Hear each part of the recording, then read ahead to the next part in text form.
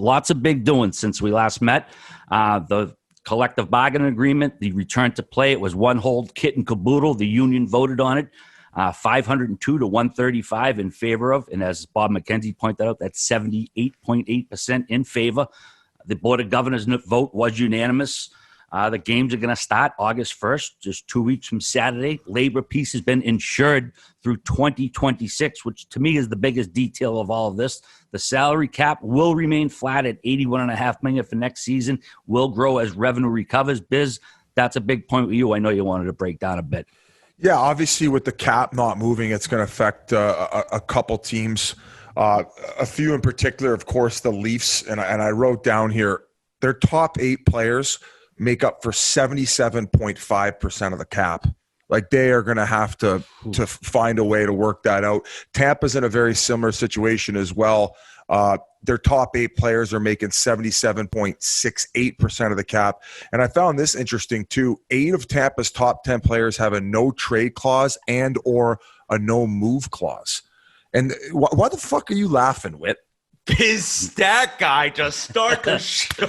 Well, we had 2 fucking weeks to warm up for this. Can we just host that immediately? Biz just came at you with the stats, boys. I was just texting the group saying, stat guy Biz, baby. Hey, let me tell you, when he remembers something like that, he's going to hammer it. And the stats were phenomenal, but I love you coming at us with those stats early. Yeah, I mean, I just thought I'd do a little bit of digging. Of course, the Blues are in a bit of a situation as well, having to sign Alex Pietrangelo. I know I butchered his name again. And then Chicago, of course, they got to re-sign Strome and Kubelik, who was actually just nominated for the Calder. So congratulations to him. But yeah, I don't know. I don't know. There was over 100 guys who voted against it. I would imagine that was probably on the escrow situation that they still were fed up with. Yeah. In the end, though, it had to happen. Like, I was the whole time, everyone knew, like, with what's going on right now, they had to have like labor peace. And Elliot wrote an article going, like, you know, diving deep into the fact that Bettman and Donald Fair, like, Bill Daley, they're going at a pace that's usually like they're way more chill, right? So this time they had to figure out a way to get it done, and they all knew it. So, you know what I mean? I think that both sides leaned a little bit, and there's some things that the players are really happy about. But man, you think of free agents, and you think of guys who that's tough. So just horrible timing for some guys. And if I was more prepared, I can call myself out. I would probably have some guys maybe off the top of my head that are free agents, but I can't think of anyone right now. So still, you know what I'm saying? It's a fact that there's some guys that are just extremely disappointed, but in the end, the group, the majority was a majority in the way that vote went down. Well, and you mentioned Bill Daley, and the projected cap that he said before all this went down with the COVID situation was going to be between 84 and 88.2 million. I'm not exactly sure when the Leafs signed Muzzin, but that's going to affect it even more in the fact that they got so much invested in the top group of their guys there. So, I mean, look to another situation like it didn't happen this way when the Vegas Golden Knights took advantage of the expansion draft. But if you don't think Seattle's going to bend a few teams over the way that Vegas got Anaheim and getting like a Theodore, you're going to see a bunch of those situations happen.